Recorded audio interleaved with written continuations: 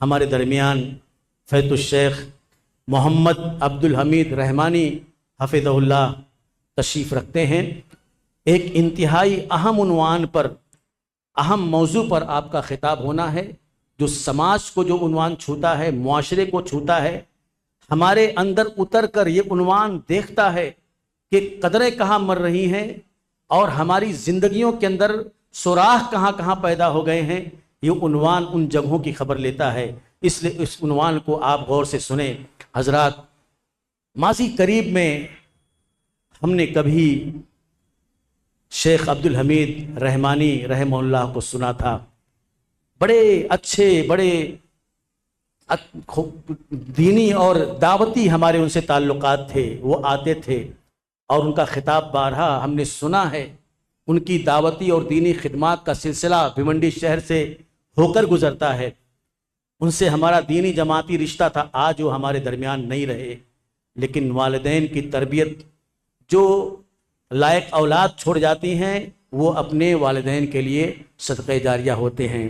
فیض الشیخ محمد رحمانی آپ کے فرزند ارجمند ہیں، اور فیض الشیخ عبدالحمید رحمانی رحمہ اللہ کے کام کو، مشن کو، کاز کو آپ نہ صرف سنبھالے ہوئے ہیں بلکہ اس کو آگے بڑھا رہے ہیں۔ اور الحمدللہ دعوتی مناسبت سے آپ ممبئی میں بھی آتے ہیں اور ہمارے جامعۃ التوحید میں بھی آپ آتے رہے ہیں۔ ہم سے، جماعت سے آپ کا والہانہ مخلصانہ رشتہ ہے۔ جب آپ کو دعوت دی جاتی ہے آپ تشریف لاتے ہیں، باوجود کہ آپ مشغول ہوتے ہیں۔ آپ ایک اہم موضوع پر ایک اہم خطاب فرمائیں گے۔ Abul Kalam Azad Islamic awaking centre Delhi کے آپ صدر ہیں، جامعہ اسلامیہ سنابل کے اندر آپ لائق و فائق استاد ہیں اور صدر ہیں، اور آپ کی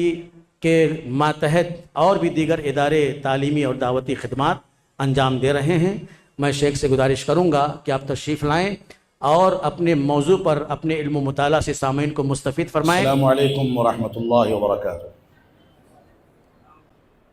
بسم اللہ الرحمن الرحیم، الحمد للہ رب العالمین، والصلاة والسلام علی رسولہ الکریم محمد وعلی آلہ واصحابہ اجمعین، اما بعد۔ اعوذ باللہ من الشیطان الرجیم، بسم اللہ الرحمن الرحیم۔ یا ایہا الذین آمنوا قوا انفسکم واہلیکم نارا وقودها الناس والحجارہ علیہا ملائکۃ غلاظ شداد لا یعصون اللہ ما امرہم ویفعلون ما یؤمرون۔ محترم سامعین کرام، صدر اجلاس بھیونڈی شہر کے ذمہ داران جماعت، نوجوانان ملت اسلامیہ اور خواتین اسلام،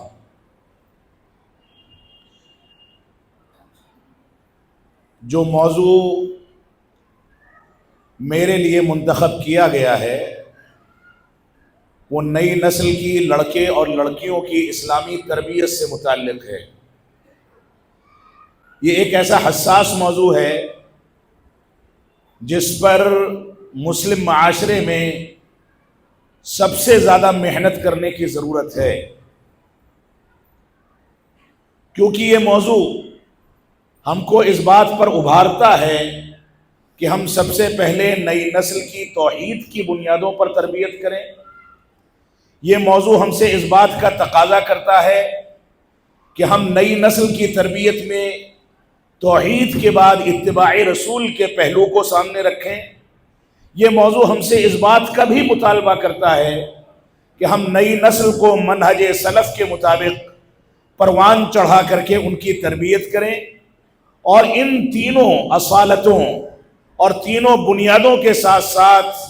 یہ موضوع ہم سے اس بات کا بھی مطالبہ کرتا ہے کہ ہم نئی نسل کو اخلاقی اقدار سے نوازیں اور ان کی ایسی تربیت کریں کہ وہ دنیا میں بھی ترقی کریں اور آخرت میں کی ترقی بھی ان کے سامنے ہو، اور اس کے مطابق اپنے آپ کو ڈھالیں۔ اس دنیا میں اگر ترقی دیکھنی ہے تو اس کا اسلوب یہ ہے کہ انسان دنیاوی تعلیم میں، دنیاوی چیلنجز میں، دنیاوی فنون میں دنیا کے اندر جن چیزوں میں بھی مہارت حاصل کی جاتی ہے، اگر وہ چیزیں شریعت اسلامیہ کی تعلیمات سے ٹکرانے والی نہیں ہیں تو مسلمانوں کا اولین فریضہ ہے کہ ایک جانب دینی بنیادوں کو ملحوظ رکھیں اور دوسری جانب دنیاوی ترقی میں سب سے آگے نکل کر کے ساری قوموں کو پیچھے چھوڑ دیں۔ لیکن اگر مسلمانوں کی نئی نسل دنیاوی ترقی میں وہی اسلوب اختیار کرتی ہے جو اسلوب آج کے دور میں مسلمانوں کی اکثریت نے اختیار کر رکھا ہے، تو یہ المیہ اور لمحہ فکریہ ہے۔ ہمیں اس بات پر توجہ دینی ہوگی کہ ہم دنیا میں ترقی کریں، انجینئر بنے، ڈاکٹر بنے، دنیا کے اندر کسی بھی فن سے بہرور ہو جائیں، کسی بھی انداز کی ترقی کریں، لیکن ہمارے سامنے ہمارا مین اور بنیادی مقصد یہ ہمیشہ ہونا چاہیے کہ ہم چاہے آسمانوں پر اڑ رہے ہوں، زمین پر چل رہے ہوں، ہوائی جہازوں میں سفر کر رہے ہوں، پانی کے نیچے پنڈبیوں سے جا کر کے سمندروں کی اندر کی تحقیق و جستجو میں زندگی گزار رہے ہوں، دنیا کے کسی بھی خطے میں چلے جائیں، کتنی بھی ترقی کر لیں، لیکن ہمیں یہ یاد رہنا چاہیے کہ ہمیں پیدا کرنے والا رب کون ہے، اور اس نے 5 وقتہ نمازوں کا جو ہم کو حکم دیا ہے ان نمازوں کا تقاضا کیا ہے۔ ہم کو یہ یاد رہنا چاہیے کہ توحید کے تقاضے کیا ہیں۔ ایسا نہ ہو کہ ہماری تربیت اتنی کمزور رہ جائے کہ ہم توحید کو نہ سمجھ سکیں، اتباع رسول کو نہ سمجھ سکیں، منہج اور فہم سلف صالحین کو نہ سمجھ سکیں۔ ایسا نہ ہو کہ ہماری تربیت اتنی کمزور رہ جائے کہ ہم جب دینی امور کا کوئی فیصلہ کریں تو ہم کو اتنا زیادہ کمزوری محسوس ہو کہ ہم اگل بغل والوں سے کسی سے بھی اس کی معلومات حاصل کر کے اس کے پیچھے چل جائیں۔ اور صورتحال یہی ہے، آج ہماری نئی نسلوں میں یہ المیہ اور یہ زوال واضح طور پر دیکھا جا سکتا ہے کہ اگر ان کو صلاۃ جنازہ ادا کرنی ہے، باپ کی وفات ہوئی ہے، گھر کا کوئی گزر گیا ہے، تو ہماری نئی نسل کے نوجوان چاہے بچی ہوں یا بچے ہوں، جو بھی ہوں، وہ صلاۃ جنازہ کے احکامات سے بھی واقف نہیں ہوتے۔ صورتحال یہ ہوتی ہے کہ وہ اگل بغل میں نمازیں ادا کرنے والوں کو ٹکٹکی باندھ کر کے دیکھتے ہیں کہ کون سا طریقہ اختیار کیا گیا ہے۔ یہ کتنا بڑا المیہ ہے کہ ہم اس دنیا میں جس مقصد کی تکمیل کے لیے پیدا کیے گئے ہیں ہم اسی میں ناکام ہیں۔ رب کائنات کا فرمان ہے وَمَا خَلَقْتُ الْجِنَّ وَالْإِنسَ إِلَّا لِيَعْبُدُونَ، کہ ہم نے انسانوں اور جناتوں کو محض اپنی عبادت کے لیے پیدا کیا ہے۔ إِلَّا لِيَعْبُدُونَ یعنی إِلَّا لِيُوَحِّدُونَ، یعنی ان کو توحید کے تقاضوں کی تکمیل کے لیے پیدا کیا ہے۔ اس وجہ سے ہماری بنیادی ذمہ داری ہے کہ ہم اس دنیا میں پیدائش کے مقصد سے واقفیت حاصل کریں، بنیادی طور سے قرآن و سنت کی بنیادوں پر اپنی زندگی کو ڈھالیں۔ ماں باپ کی ذمہ داری ہے کہ اللہ رب العالمین نے ان کو جو نعمت دی ہے نئی نسل کی شکل میں، اس نعمت کے لیے رب کائنات سے کون کون سے طریقے اور شریعت اسلامیہ میں کون کون سے اسالیب ملتے ہیں، ان کو دیکھ کر کے نئی نسل کی تربیت کا بندوبست کیا جائے۔ رب کائنات نے اگر انسانی زندگی کا جائزہ لیا جائے، یہ شریعت اسلامیہ کے تناظر میں انسانی زندگی کا جائزہ لیا جائے، تو رسول اکرم صلی اللہ علیہ وسلم نے پہلی بنیاد جہاں سے شادی بیاہ کی ابتدا ہوتی ہے وہیں پر قید و بند لگا کر کے حدود متعین فرما دیے اور فرمایا تنکح المرأة لأربع، اس عورت سے 4 اسباب کی وجہ سے شادی کی جاتی ہے، لمالہا ولجمالہا، اور اس سے ان 4 اسباب کی وجہ سے شادی بیاہ کے رشتے کو ترجیح دی جاتی ہے۔ یا تو اس کا مال و دولت دیکھا جاتا ہے، اس کا حسن و جمال دیکھا جاتا ہے، اس کی برادری دیکھی جاتی ہے، یا اس کے دین کی بنیاد پر رشتہ کیا جاتا ہے۔ اللہ کے نبی صلی اللہ علیہ وسلم فرماتے ہیں فَاظْفَرْ بِذَاتِ الدِّین، دین کی بنیاد پر رشتہ قائم کر کے تم ظفریاب اور کامیاب ہو جاؤ. یہ بنیاد ہے. اگر آنے والی بہو یا جس لڑکے کو اپنی لڑکی کے لیے تلاش کیا جاتا ہے، ان دونوں کے اندر مال و دولت، حسن و جمال اور خاندان کے نسب اور عزت و شرف سے بڑھ کر کے دینداری ہے، تو یہ دینداری ان کو دنیاوی خوبصورتی پر حاوی کر دے گی.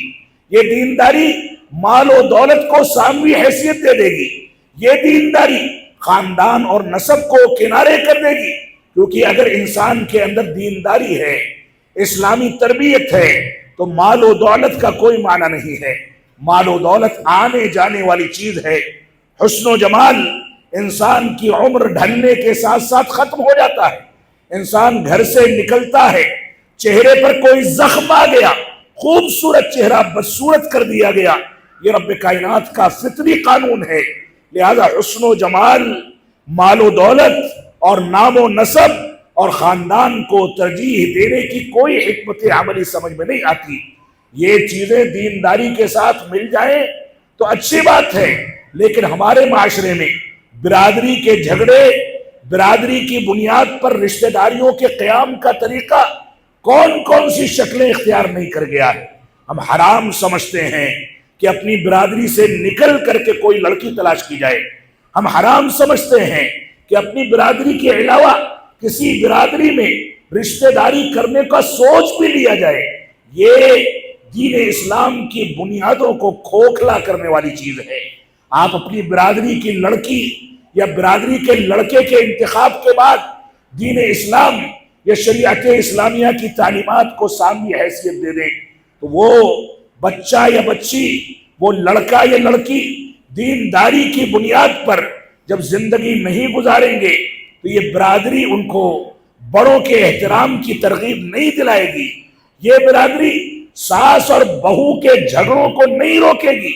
یہ برادری حرام خوری پر پابندی عائد نہیں کرے گی. یہ ساری کی ساری چیزیں جن چیزوں کی بنیاد پر انسان کو دنیا اور آخرت دونوں میں کامیابی مل سکتی ہے، یہ بنیاد دینداری کی بنیاد ہے. انسان جب دیندار ہوتا ہے تو جانتا ہے کہ مجھ کو رب کائنات کے آگے جھکنا ہے. انسان جب دیندار ہوتا ہے تو جانتا ہے کہ توحید کے تقاضے کیا ہیں. انسان جب دیندار ہوتا ہے تو اس بات کو سمجھتا ہے کہ قرآن و سنت کے مطالبات کیا ہیں. انسان جب دیندار ہوتا ہے تو دینداری کی بنیاد پر اس کے ہاں شریفانہ قدریں، انسانیت کی قدریں، اسلام کی قدریں، اسلامی تہذیب کی قدریں، ایک دوسرے کے احترام کی قدریں، بڑوں کے ساتھ احترام کے معاملات، چھوٹوں کے ساتھ شفقت کے معاملات، اور ایسے ہی خواتین کی عزت و تکریم، بوڑھوں کی عزت و تکریم، اور اسلامی بنیادوں پر کوئی چیز غلط طریقے سے پنپ رہی ہو تو اس کو روک دینے کا ہنر، کوئی اچھی چیز ہو تو اس کو آگے بڑھانے اور حوصلہ پیدا کرنے کا ہنر، یہ ساری کی ساری چیزیں دینی بنیادوں پر وجود میں آتی ہیں. لہذا ہماری بنیادی ذمہ داری یہ ہے کہ ہم پہلے ہی مرحلے سے دینداری کو بنیاد بنا کر کے ترجیح دیں، اور دینداری کی بنیادوں پر جب رشتے کیے جائیں گے تو یہ رشتے خاندانوں کو جنت نشان بنائیں گے. یہ رشتے جہیز کی لعنت اور ایک دوسرے پر لعن طعن کرنے، ایک دوسرے کے خاندان کو نیچا دکھانے اور اس انداز کی حرکتوں سے ہم کو محفوظ کریں گے. یہ ایسی قدر و منزلت ہے، یہ دینداری ایسا جوہر ہے جس کی بنیاد پر انسان سامنے والے کو عزت کی نگاہ سے دیکھتا ہے، اور یہ رشتے مضبوطی کے ساتھ، استحکام کے ساتھ آگے بڑھتے ہیں. لیکن اگر ان رشتہ داریوں میں دینداری سے ہٹ کر کے دنیا داری، برادری، علاقائیت، مال و دولت، حسن و جمال اور خوبصورتی کو ترجیح دی جانے والی اگر کوئی پالیسی اختیار کر لی گئی تو یہ پالیسیاں چند دنوں کی مہمان ہیں، یہ آئیں گی اور رخصت ہو جائیں گی. اور جس دن رشتہ داریوں میں کسی انداز کی درار پڑے گی تو وہاں ایک برادری اور حسن و جمال کے وجود اور مال و دولت کے وجود کے باوجود دلوں کو ملانے والا کوئی عنصر باقی نہیں رہ جائے گا، کیونکہ دلوں میں میل و محبت پیدا کرنا یہ دینداری کا کام ہے، دلوں میں الفت پیدا کرنا یہ رب کائنات کا کام ہے۔ اسی وجہ سے رب کائنات نے صحابہ کرام کے بارے میں اس بات کو قرآن مجید کے اندر واضح کر دیا کہ اگر دنیا کی ساری دولت رسول اکرم صلی اللہ علیہ وسلم خرچ کر دیں تو بھی کسی کی محبت اور کسی کی الفت کو خرید نہیں سکتے، کیونکہ یہ الفت و محبت یہ آپ کا ایک دوسرے کے ساتھ ملنساری کے ساتھ رشتہ قائم کرنا، آپ کا اٹیچمنٹ، یہ ساری کی ساری چیزیں شرافت کی بنیادوں پر، انسانیت کی بنیادوں پر قائم ہوتی ہیں، اور اس شرافت کو، اس انسانیت کو صحیح رخ دینی تعلیمات کے ذریعے سے دیا جاتا ہے، کیونکہ وہی ایک جوہر ہے جس کی بنیاد پر انسان کو انسان بنایا جاتا ہے، جس کی بنیاد پر انسان کو شریف بنایا جاتا ہے۔ لہذا بنیادی طور سے ہماری یہ ذمہ داری ہے کہ ہم اپنے معاشرے میں ان عناصر کا خیال کریں۔ آپ دینی تعلیمات کو دیکھیں، رسول اکرم صلی اللہ علیہ وسلم نے جہاں ایک جانب یہ فرمایا کہ فَاظْفَرْ بِذَاتِ الدِّین، دین کی بنیاد پر لڑکی کو تلاش کر کے کامیابی کے ذرائع تلاش کر لو، وہیں دوسری جانب نکاح جب قاضی پڑھاتا ہے، خطبہ مسنونہ پڑھا جاتا ہے، خطبۃ الحاجہ کی تلاوت کی جاتی ہے، اس تلاوت میں ہم نے اس کو رسم و رواج بنا دیا کہ قاضی آئے گا اور خطبۃ الحاجہ پڑھے گا، اس کو لفافہ دیا جائے گا اور رخصت کر دیا جائے گا۔ معاف فرمائیں گے، یہ خطبۃ الحاجہ ایک رسم نہیں ہے، یہ ایک پیغام ہے، یہ ایک میسج ہے، یہ انسانیت کی اسلامی تربیت کا راز ہے، جس میں لڑکے اور لڑکی کو چند آیتوں کی بنیاد پر جو اب تک اجنبی تھے ان کو ایک کر دیا جاتا ہے، اب تک ایک دوسرے کے لیے حرام تھے اب ایک دوسرے کے لیے حلال کر دیا جاتا ہے۔ اسلام کی ان تعلیمات میں رب کائنات نے ہم کو بار بار اس بات کا حکم دیا کہ ہم اللہ رب العالمین کے تقوی کی تلقین کریں، تقوی اور پرہیزگاری کی تلقین کریں، سچائی سے کام لیں، انسان اپنی حیثیت کو سمجھے، اپنی مجبوری کو سمجھے، اپنی کمزوری کو سمجھے۔ یہ مختلف شعبہ جات میں، مختلف برادریوں میں، مختلف رنگت میں، مختلف زبانوں میں، مختلف علاقوں میں انسان کو جو بکھیر دیا گیا ہے، کوئی زبان بولتا ہے، کوئی گورا ہے، کوئی کالا ہے، کوئی چاول پہلے کھاتا ہے، کوئی روٹی پہلے کھاتا ہے، کوئی کسی تہذیب کو اختیار کرتا ہے، کوئی کسی تہذیب کو اختیار کرتا ہے۔ اسلام نے تہذیب کے اس اختلاف کو محض تعارف کا ذریعہ بتایا ہے۔ ایک دوسرے کو پہچان لو، ایک دوسرے کی تہذیب سے فائدہ اٹھاؤ، لیکن بنیاد کیا ہے؟ ان اکرمکم عند اللہ اتقاکم، بنیاد یہ ہے کہ تم میں سب سے زیادہ باعزت اور سب سے زیادہ شرف والا، سب سے زیادہ افضلیت رکھنے والا وہ شخص ہے جو سب سے زیادہ متقی اور پرہیزگار ہو۔ اور معاف فرمائیں گے، جو متقی ہوگا، پرہیزگار ہوگا، وہ برادری کے بارے میں تعصب اختیار نہیں کرے گا۔ جو متعصب ہوگا، جو متقی اور پرہیزگار ہوگا، وہ حسن و جمال اور مال و دولت کو دینداری پر ترجیح نہیں دے گا۔ تو رسول اکرم صلی اللہ علیہ وسلم نے ہم کو جو خطبۃ الحاجہ سکھایا، وہ نکاح میں جو عالم اور قاضی آپ کے سامنے پیش کرتا ہے، ان قضات کی، ان علماء کی ذمہ داری ہے کہ ان چیزوں کا خلاصہ پیغام کی شکل میں آپ کے سامنے پیش کیا جائے، تلقین کی جائے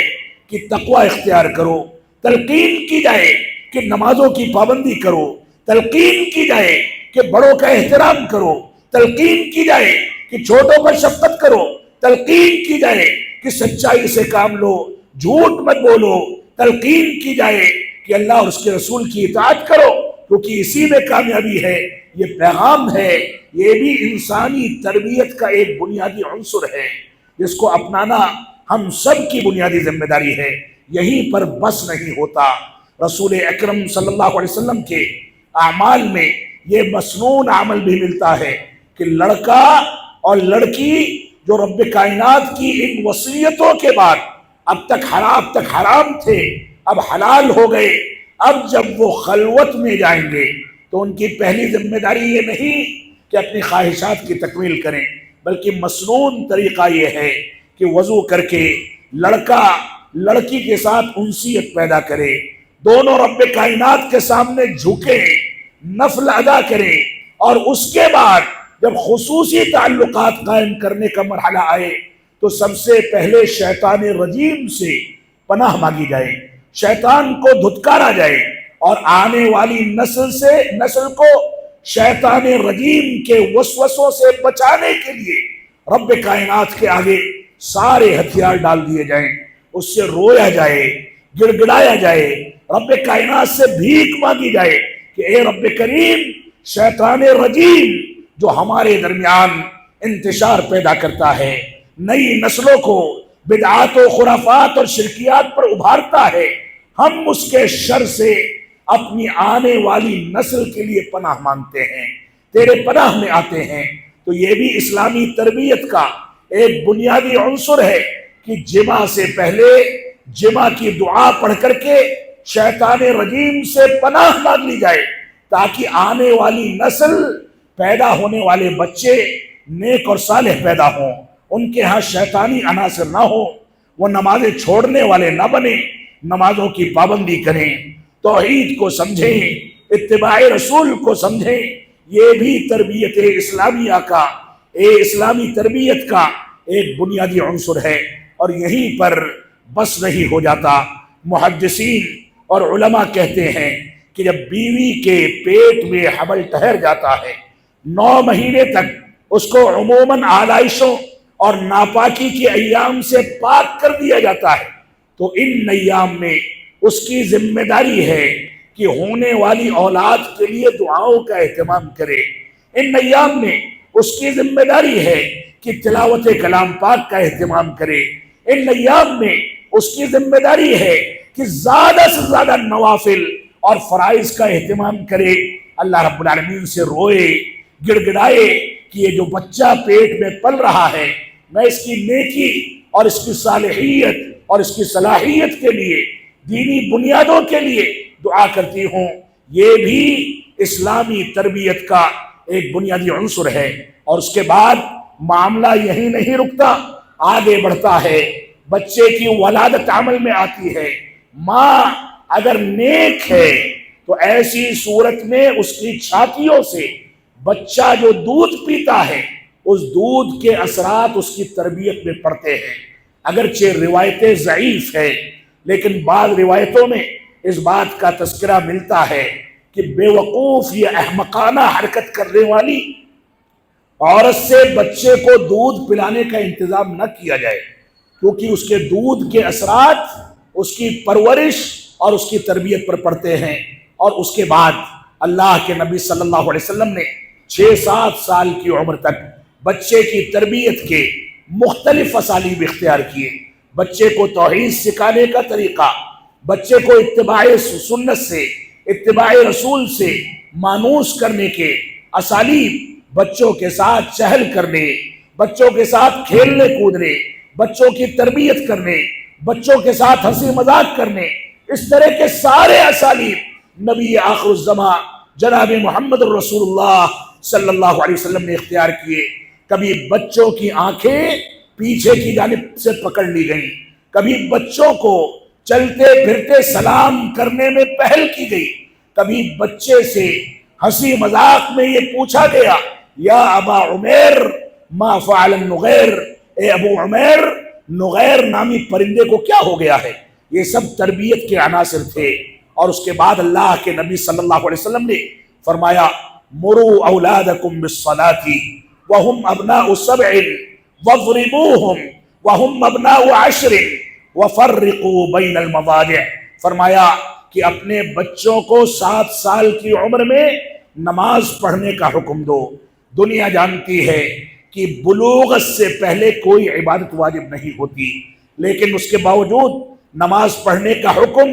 7 سال کی عمر میں دیا گیا، اور فرمایا جب 10 سال کا ہو جائے اس کے باوجود نماز کی پابندی نہ کرے تو اس کو مارو، سزا دو، اس کے سامنے یہ ثابت کر دو کہ ہمارے خاندانوں میں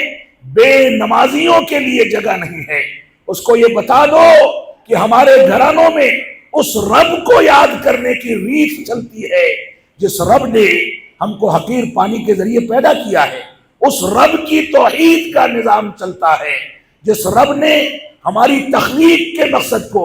توحید کے قیام سے تعبیر کیا ہے۔ لہذا ہماری یہ ذمہ داری ہے کہ بچوں کو 7 سال کی عمر میں نمازوں کا حکم دیا جائے، 10 سال کے ہو جائے اس کے باوجود نہ پڑھیں تو ان کو سزا دی جائے۔ اور آپ خود بتائیں، یہ 3 سال کی تربیت، یہ 3 سال کی ٹریننگ جو صرف نماز کے لیے دینے کا حکم دیا گیا، یہ کوئی معمولی مدت نہیں ہے۔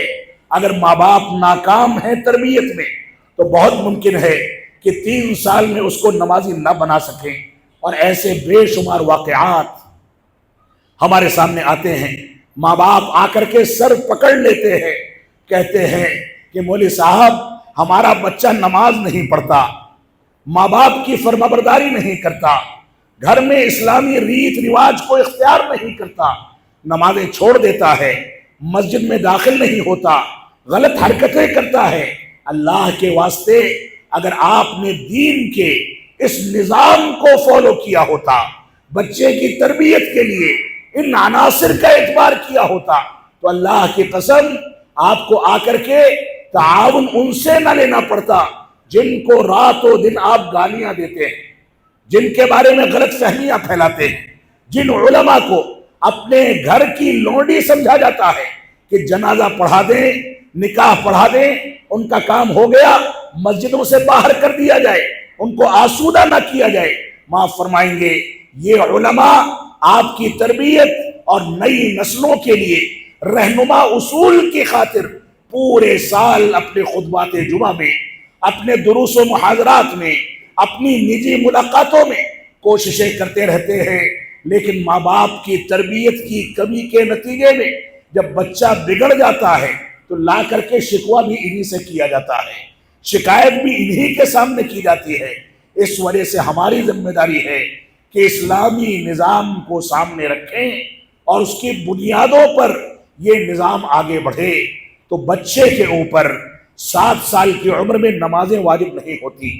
10 سال کی عمر میں بھی نمازیں واجب نہیں ہوتی، لیکن اس کے باوجود اس کو نماز پڑھنے کا حکم دیا جائے گا،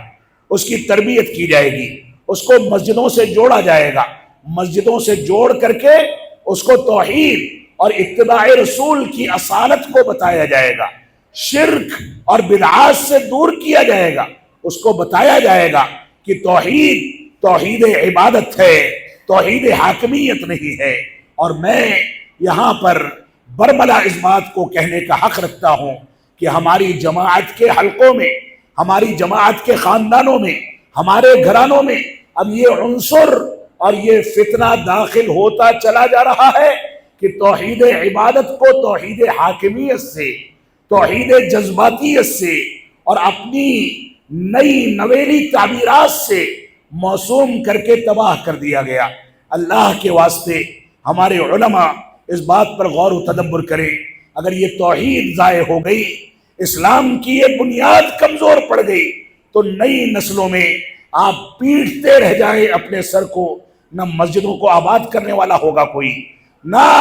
دین کی بنیاد پر صحیح انداز کی زندگی گزارنے والے تلاش کر کے ملیں گے۔ لہذا توحید، اتباع رسول اور منہج سلف، ان تینوں اصالت کے ساتھ، ان تینوں بنیادوں کے ساتھ آپ قرآن و سنت کی روشنی میں، صحابہ کرام کے فہم کی روشنی میں اپنی زندگی کو ڈھالیں، اس کے مطابق چلیں، اس کے مطابق زندگی میں تربیت حاصل کریں۔ یہ آپ کی بنیادی ذمہ داری ہے۔ اور یہی اتنا نہیں ہے، اللہ کے نبی صلی اللہ علیہ وسلم نے بچوں کی اسلامی تربیت کے لیے کون سے جتن نہیں کیے۔ حسن و حسین کو اپنے کندھوں پر بیٹھا کر کے خطبہ جمعہ پیش کرنا آپ کا وتیرہ تھا۔ آج کے مسلمانوں کے سامنے ایک چھوٹے بچے کو مسجد میں لایا جائے، چھوٹا بچہ دوران جماعت اور نماز کے درمیان شور کر دے تو ہمارے بزرگ سب سے پہلے اس پر ٹوٹ پڑتے ہیں کہ مسجد کا ماحول کیوں خراب کیا جاتا ہے۔ معاف فرمائیں گے، ہمارے نبی نے حسن و حسین کو اپنے کندھے پر بیٹھا کر کے خطبات جمعہ پیش کیے تھے، اور حسن و حسین ہی میں سے کوئی تھا جو واقعہ پیش آیا، آپ کی نواسی بھی آپ کے کندھے پر، اور حسن و حسین ہی میں سے کوئی تھے کہ اللہ کے نبی صلی اللہ علیہ وسلم کی معیت میں مسجد نبوی میں موجود تھے۔ آپ نے فرمایا نماز میں ایک سجدہ طویل کر دیا، نماز کے بعد فرمایا کہ کیا تم کو پتا ہے کہ میں نے سجدہ طویل کیوں کیا؟ اصل میں سبب یہ تھا کہ میرے اس نواسے نے دوران سجدہ مجھ کو اپنی سواری بنا لیا تھا، میں اس کے شوق میں خلل پیدا نہیں کرنا چاہتا تھا، جب یہ اپنی مرضی سے اترا تب میں نے سجدے کو مکمل کیا۔ یہ تربیت کا حصہ تھا۔ اللہ کے نبی صلی اللہ علیہ وسلم یہاں تک فرماتے ہیں کہ اگر بچہ نماز کی حالت میں رونے لگے اور امام طویل تلاوت کر رہا ہے، طویل سجدے اور رکوع ہے، تو امام کی ذمہ داری ہے کہ اپنی نمازوں کو مختصر کر دے، رکوع اور سجدہ تیزی کے ساتھ مکمل کر لے، تلاوت کو مختصر کر دے۔ یہ امام کی ذمہ داری ہے، کیونکہ اس کو نہیں پتا، غور سے سنیں گے، فرمایا اس کو نہیں پتا کہ اس کی ماں کے دل پر اپنے بچے کے رونے کی آواز کی وجہ سے کون سی تشویش اور تکلیف گزر رہی ہوگی۔ ایک ہی روایت میں مسجدوں کے کردار کے بارے میں دو عناصر کا تذکرہ کر دیا گیا۔ ایک تو یہ کہ بچہ مسجد میں موجود ہے، نماز کے دوران روتا ہے، دوسرا یہ کہ اس کی ماں بھی مسجد میں موجود ہے، تبھی وہ آواز سنے گی، تکلیف محسوس کرے گی، اور تیسرا عنصر یہ ہے کہ نماز جو رب کائنات کے فرائض میں سے ایک فریضہ ہے، اس کو بھی بچوں کی تربیت اور نئی نسل کی تربیت کے لیے مختصر کیا جا سکتا ہے۔ یہ اسلامی عنصر ہے، یہ اسلامی تربیت کے عناصر ہیں۔ ہماری ذمہ داری ہے کہ ان چیزوں کو سامنے رکھیں۔ میں اصل موضوع پر آؤں گا اور سمیٹنے کی کوشش کروں گا۔ صحت میرا ساتھ نہیں دے رہی ہے، آپ اس بات کو محسوس کر رہے ہوں گے، لیکن اس کے باوجود آپ سے گفتگو کرنی ہے۔ رب کائنات ہم کو قرآن و سنت اور منہج سلف کے مطابق زندگی گزارنے کی توفیق عطا فرمائے۔ جو آیت کریمہ آپ کے سامنے ابتدا میں تلاوت کی گئی، اللہ رب العالمین نے ارشاد فرمایا، یا ایھا الذین آمنوا قوا انفسکم واہلیکم نارا، اے ایمان والو اپنے آپ کو اور اپنے اہل و عیال کو اس آگ سے بچا لو، جہنم اور دوزخ کی اس آگ سے بچا لو، قودھا الناس والحجارہ، جس کا ایندھن انسان اور پتھر ہوں گے، علیہا ملائکۃ غلاظ شداد لا یعصون اللہ ما امرہم ویفعلون ما یؤمرون، اس آگ کے اوپر جو فرشتے پہرے دار بیٹھائے جائیں گے وہ بہت سخت دل اور مضبوط فرشتے ہوں گے، لہذا اس آگ سے اپنے آپ کو بچاؤ۔ یہ فرشتے ایسے ہوں گے کہ ان کو جو حکم دے دیا گیا وہی انجام دیں گے، تمہاری حالت کو دیکھ کر کے رحم نہیں کھائیں گے، بلکہ یہ بالکل من وعن ویسے ہی حکم کی پیروی کریں گے جیسے ان کو حکم دیا گیا ہوگا۔ اللہ رب العالمین نے ہمیں اسلامی تربیت میں جن چیزوں کا حکم دیا، اگر وہ آیتیں یا رسول اکرم صلی اللہ علیہ وسلم کی وہ مبارک حدیثیں جمع کی جائیں تو ایک طویل وقت چاہیے، لیکن حقیقت یہ ہے کہ اسلامی عناصر، اسلامی تعلیمات کے چند گوشے جو آپ کے سامنے بیان کیے گئے ہیں وہ اسلامی تربیت کے لیے کافی ہیں، لیکن مسئلہ کیا ہے، المیہ کیا ہے، معاملات کیا ہیں، اور افسوس کا مقام کیا ہے؟ مقام یہ ہے کہ آج ہماری جماعت میں مصلحت پسندی اور صلح کلی کی پالیسی نے امر بالمعروف کے ساتھ ساتھ نہی عن المنکر کے فریضے کو مفقود کر دیا ہے۔ ہم بچوں کو دیکھتے ہیں کہ وہ بیڑی سگریٹ پی رہے ہیں، بچوں کو دیکھتے ہیں کہ گالی گلوچ کرتے ہیں، بچوں کو دیکھتے ہیں کہ ان کا پیجامہ ٹخنے سے نیچے جھول رہا ہے، بچوں کو دیکھتے ہیں کہ وہ غلط انداز کی حرکتیں کرتے ہیں، ہماری ذمہ داری ہے کہ ہم سختی کے ساتھ ان کو روکیں، ہمارے گھرانوں میں بے غیرتی نہ پھیلے، ہمارے گھرانوں میں غیر اسلامی ریت رواج پروان نہ چڑھے، بلکہ ہم قرآن و سنت کے مطابق اپنے بچوں کی اسلامی تربیت کی ذمہ داری اٹھائیں، اور اس اسلامی تربیت کے دونوں پہلوؤں کو سامنے رکھا جائے۔ ایک پہلو یہ ہے کہ ان کو اسلامی تعلیمات سے واقف کرایا جائے، ان کو بتایا جائے کہ توحید کیا ہے، توحید عبودیت کیا ہے، توحید عبادت کیا ہے، اور ان کو ساتھ میں اس بات سے ڈرایا بھی جائے کہ ہمارے معاشرے میں بڑے خوبصورت چہرے رکھنے والے، بڑی خوبصورت تقریر کرنے والے، بڑی خوبصورت داڑھی رکھنے والے، بڑے اچھے الفاظ میں آپ کو مخاطب کرنے والے، سوشل میڈیا پر چھا جانے والے غیر علماء واعظین ہوں، برادرز ہوں، انجینئرز ہوں، اور ایسے ہی ڈاکٹرز ہوں، ایڈوکیٹس ہوں، یہ بڑے آرام کے ساتھ کیمرے کے ذریعے آپ کے اندر گمراہی پھیلانے اور اسلامی بنیادوں سے آپ کو بہکانے کے لیے مارکیٹ میں اویلیبل ہیں، مارکیٹ کے اندر موجود ہیں۔ آپ ان کو بتائیں کہ دین کو سیکھنے کے لیے کس کو سننا ہے، کس سے بچنا ہے۔ آپ ان کو یہ بھی بتائیں کہ ایسے علماء جو نامور علماء ہیں لیکن وہ اسلام کی بنیادوں پر مکمل طریقے سے قائم نہیں ہیں، وہ امر بالمعروف کا فریضہ انجام دیتے ہیں، فضائل کا تذکرہ کرتے ہیں، چیزوں کی اہمیت کو بتاتے ہیں، لیکن نہی عن المنکر کے فریضے میں صلح کلی کی پالیسی اختیار کر کے لوگوں کو خوش کرنے میں لگ جاتے ہیں۔ ایسے لوگوں سے، ایسے علماء سے بھی نئی نسل کو محفوظ رکھا جائے، یہ ہمارے کندھوں کی ذمہ داری ہے۔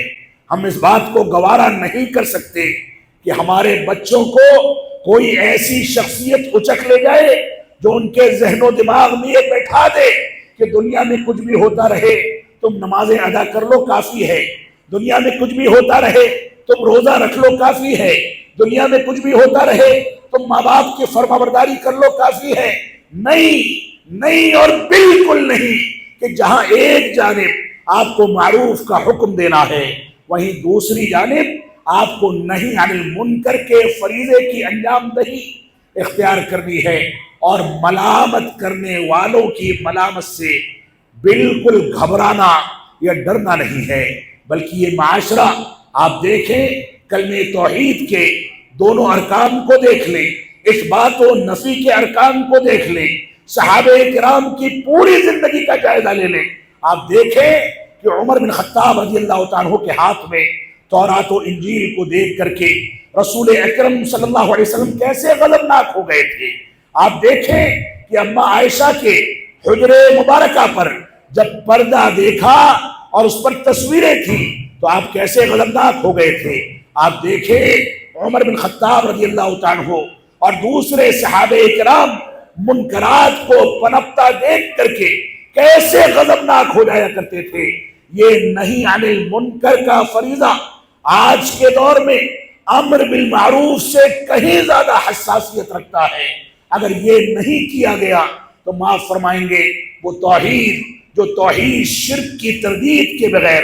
ہماری زندگی میں پنپتی ہے، اس توحید کا کوئی فائدہ نہیں۔ وہ اتباع سنت جو بدعات کی قباحت کو سمجھے بغیر ہمارے سامنے آتی ہے، اس اتباع سنت کا کوئی فائدہ نہیں۔ لہذا دونوں عناصر آپ لے کر کے چلیں اور دونوں بنیادوں پر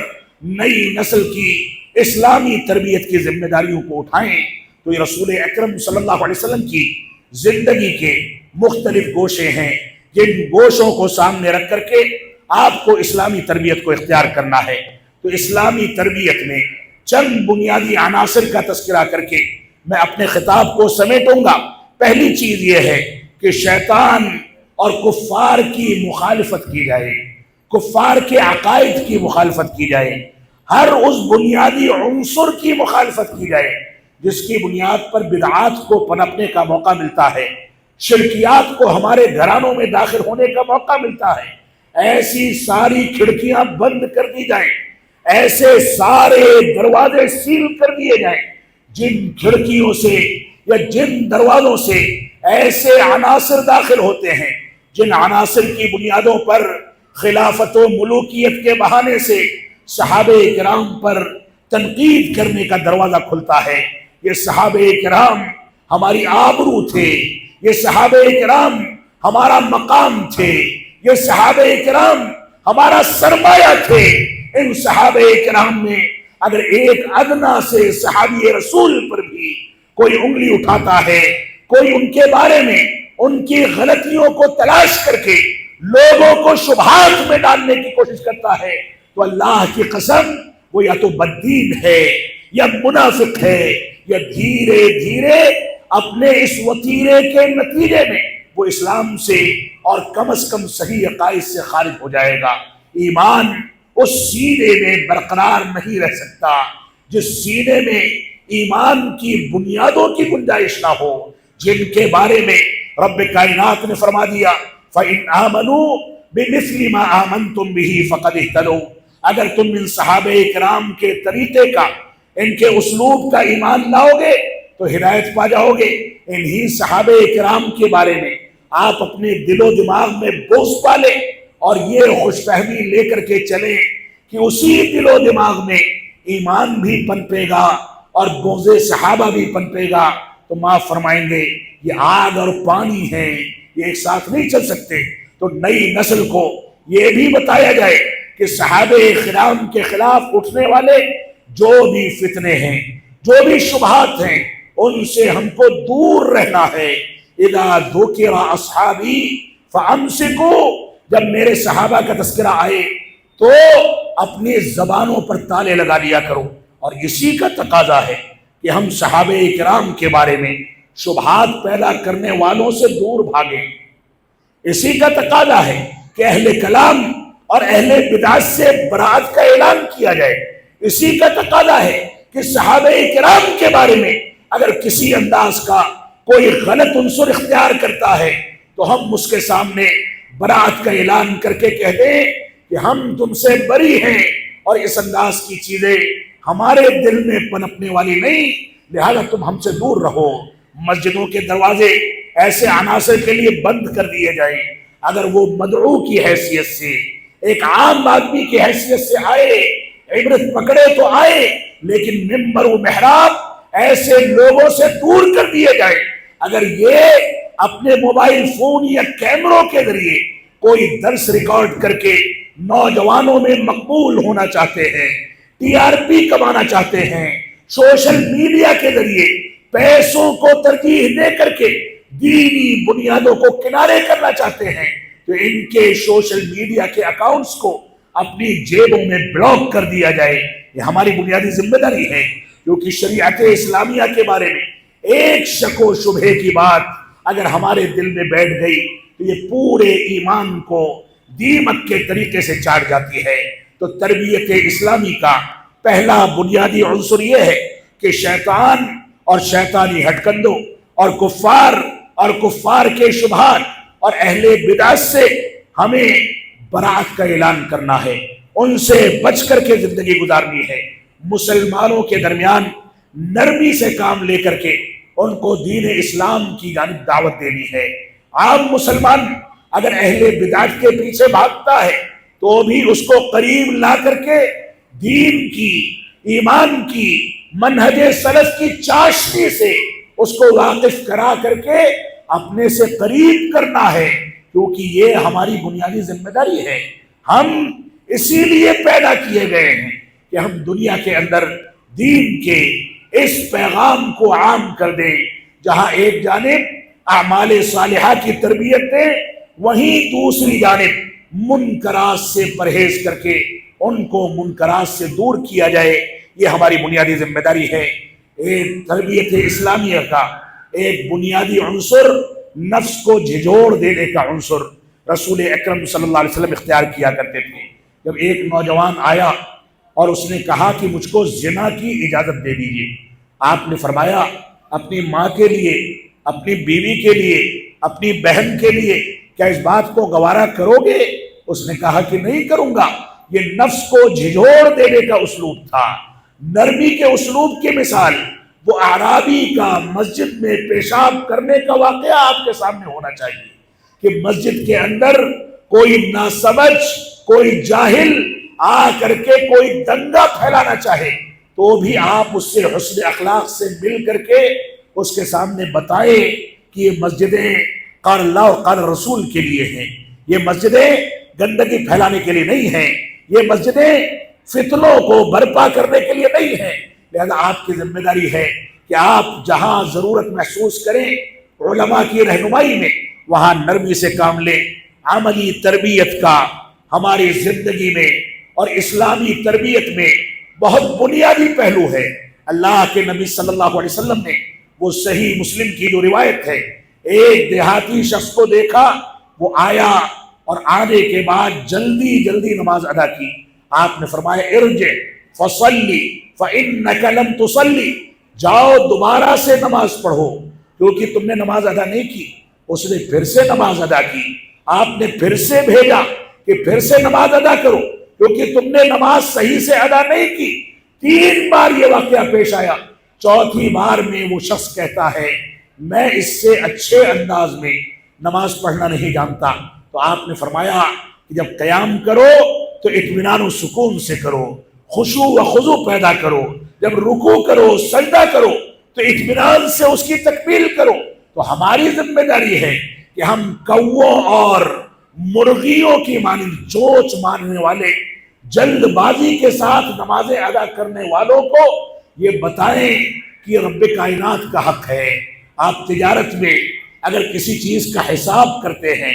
کوئی چیز جوڑتے ہیں اور مجموعی شکل جو آتی ہے وہ آپ کو زیادہ لگتی ہے تو کیلکولیٹر دوبارہ اٹھاتے ہیں، کیلکولیٹر تبدیل کر لیتے ہیں، موبائل میں حساب کرتے ہیں کہ کہیں رزلٹ غلط تو نہیں آ گیا، میرا 2 روپیہ 5 روپیہ 10 روپیہ زیادہ تو نہیں چلا جائے گا۔ لیکن کیا اسباب ہے کہ دینی امور میں آپ بڑی تیزی کے ساتھ بڑھنا چاہتے ہیں اور جلد بازی سے کام لے کر کے خشوع و خضوع سے کنارہ کشی اختیار کر لیتے ہیں۔ تو اسلامی تربیت کا ایک بنیادی ضابطہ یہ ہے کہ عملی تربیت کا اہتمام کیا جائے۔ اللہ رب العالمین ہم کو ان باتوں کی توفیق عطا فرمائے۔ رب کائنات کا فرمان ہے یا ایھا الذین آمنوا لا تلھکم اموالکم ولا اولادکم عن ذکر اللہ ومن یفعل ذلک فاولئک هم الخاسرون۔ سورۃ المنافقون میں رب کائنات نے ارشاد فرمایا اے ایمان والو، اپنے آپ کو، اپنی مال و دولت کو، اپنی اولاد کو ہلاکت میں نہ ڈالو، اللہ رب العالمین کے ذکر سے غافل نہ کرو۔ جس نے ایسا کر دیا وہ خسارہ اٹھانے والوں میں سے ہو جائے گا۔ یہ رب کائنات کا حکم ہے۔ ہم سب کی ذمہ داری ہے کہ ان عناصر کا خیال کریں، اسلامی صحیح عقیدے کی تربیت کی جائے، توحید کے عناصر کو واضح کیا جائے، شرک کی قباحت کو واضح کیا جائے، اتباع رسول پر لوگوں کو ابھارا جائے، بدعات و خرافات کی خرابیوں سے لوگوں کو واقف کرایا جائے۔ ایسے ہی اولاد کے اوپر نان و نفقے میں انصاف سے کام لیا جائے، یہ بھی اسلامی تربیت کا بنیادی عنصر ہے۔ اگر اولاد کے ساتھ ناانصافی کی جاتی ہے تو وہ بغاوت پر آ جاتے ہیں، رب کائنات سے دور چلے جاتے ہیں۔ ہماری ذمہ داری ہے کہ آل اولاد کو نمازوں کی تربیت دیں، ان کے ساتھ انصاف کریں، اگر ہدیہ یا ہبہ کریں تو سب کو برابر رکھیں، جائیدادوں میں لڑکوں کے ساتھ لڑکیوں کو بھی شامل کیا جائے، ان کو محروم نہ کیا جائے۔ ہمارے خاندان اور ہماری طاقتیں، نئی نسلیں، ہماری اولادیں ان ناانصافیوں کی وجہ سے اتنی زیادہ تتر بتر ہوتی چلی جا رہی ہیں کہ خاندان ٹوٹ جاتے ہیں، بھائی بھائی کا دشمن ہو جاتا ہے، بھائی بہن کا دشمن ہو جاتا ہے، بہن بہن کی دشمن ہو جاتی ہے، اولاد ماں باپ کے خون کی پیاسی ہو جاتی ہے، ماں باپ کو مارا جاتا ہے، ماں باپ کو گھر سے نکال دیا جاتا ہے۔ لہذا اگر آپ کو عزت و وقار چاہیے تو انصاف سے کام لیجئے، اولاد کی اسلامی تربیت کیجئے، اولاد کے درمیان ناانصافی سے کام نہ لیا جائے۔ اسی طریقے سے اسلامی تربیت کا ایک بنیادی عنصر یہ ہے کہ ہم اولاد کے درمیان عدل و انصاف سے کام لینے کے ساتھ ساتھ ان کے ساتھ ایک انصاف یہ بھی کریں کہ ان کو دنیاوی آلائشوں سے، منکرات سے محفوظ رکھا جائے۔ اور آج کے دور میں ایک خاص چیز جس کا تذکرہ کر کے میں اپنے خطاب کو ختم کروں گا، وہ موسیقی اور نشہ آور چیزوں کا چلن ہے۔ ہم نے اور ہم میں کے بعض مسلمانوں نے، صوفیہ نے موسیقی کو شرعی رنگ دے کر کے جواز فراہم کر دیا، اور یہ موسیقی جو شیطان کے سب سے بڑے ہتھ کنڈے ہیں، یہ موسیقی اور میوزک جو انسان کے دلوں میں نفاق کو اور منافقت کو جلا بخشنے کا ذریعہ ہے، یہ ہمارے موبائل فون کا، ہمارے گھرانوں کا، ہمارے خاندانوں کا، ہماری زندگی کا اور زندگی کے مختلف گوشوں کا لازمی حصہ بن گیا ہے۔ ہم اس سے کیسے نجات پا سکتے ہیں؟ ہم سب کو اس پر غور و تدبر کرنا چاہیے۔ نشہ آور چیزیں چاہے شراب کی شکل میں ہو، دوسری نشہ آور چیزوں کی شکل میں ہو، یا رسول اکرم صلی اللہ علیہ وسلم کا فرمان ہے، ما اسکرا کثیرہ فقلیلہ حرام، جس چیز کی زیادہ مقدار نشہ پیدا کرتی ہے اس کی تھوڑی مقدار بھی تمہارے لیے حرام ہے۔ لہذا تمباکو ہو، بیڑی ہو، سگریٹ ہو، گل ہو یا کھیلی ہو، جو بھی چیزیں معاشرے میں پنپ رہی ہیں، چاہے پان کے ساتھ کھائی جائیں یا ویسے ہی استعمال کی جائیں، یہ سب کی سب چیزیں حرام ہیں، اور نشہ آور چیزوں میں زیادہ بڑی خرابیوں تک پہنچانے کا ذریعہ ہے۔ لہذا ان دو عناصر سے بھی معاشرے کو پاک کرنا ہم سب کی بنیادی ذمہ داری ہے۔ ہمارا بگاڑ یہاں تک پہنچ گیا کہ ماں باپ سے گالی گلوچ کر لیں، ہمارا بگاڑ یہاں تک پہنچ گیا کہ ایک بچہ چھری تیز کرتا ہے اور اپنے ماں باپ کو ذبح کر دیتا ہے، ایسے واقعات آ رہے ہیں۔ ہمارا بگاڑ اور جائیدادوں کے مسائل اور لڑائی جھگڑے یہاں تک پہنچ گئے ہیں کہ ہم نے اسلامی قدروں کو، اخلاقی قدروں کو بالائے طاق رکھ کر کے شیطان صفت بن کر کے اپنے بنیادوں کو متزلزل کر دیا ہے۔ رب کائنات ہم کو دین کی جانب رجوع کرنے کی توفیق عطا فرمائے۔ اللہ رب العالمین ہم کو قرآن و سنت کی پیروی کرنے اور قرآن و سنت کے مطابق، منہج سلف کے مطابق اپنی زندگی کو ڈھالنے کی توفیق عطا فرمائے۔ ہم جب تک جیے تب تک اسلام پر جیے، جب ہمارا خاتمہ ہو تو ایمان پر ہو۔ وصلی اللہ علی نبینا محمد وعلی آلہ وصحبہ وسلم، والسلام علیکم ورحمۃ اللہ وبرکاتہ۔ غیرت خطیب کی ارکان ہے دیپک، 16 سال پہنچائے ہیں نواز نے تربیت کے موضوع پر انتہائی رولا انگیز خطاب، متاثر خطاب، دل کو چھو لینے والا خطاب آپ نے سماعت فرمایا۔ تربیت کے تعلق سے جو ہدایات، جو تعلیمات، جو گزارشات اسلام نے پیش کی ہیں، وہ چھوٹوں بڑوں کی تربیت کا مکمل ایک نصاب ہے، اسے ہمیں اپنی زندگیوں میں اپلائی کرنے کی ضرورت ہے۔ تربیت کے حوالے سے شیخ محترم نے ان گوشوں کو بھی چھوا جنہیں اکثر لوگ نظر انداز کر جاتے ہیں۔ تربیت کے موضوع پر آپ نے ان دکھتی رگوں کو بھی چھیڑا جسے اکثر لوگ مصلحتاً چھیڑنے سے صرف نظر کرتے ہیں، اور بہت کچھ باتیں جو ہمارے درمیان ہونے والے فتنوں کو، بے اعتدالیوں کو چھیڑتی ہیں، چھوتی ہیں، وہ بھی اللہ کے فضل و کرم سے آپ نے بلا کسی جھجھک کے، لیت و لال کے کہہ دیا۔ اللہ شیخ محترم کو جزائے خیر عطا فرمائے اور آپ سے استفادے کا مزید موقع ہمیں عنایت فرمائے۔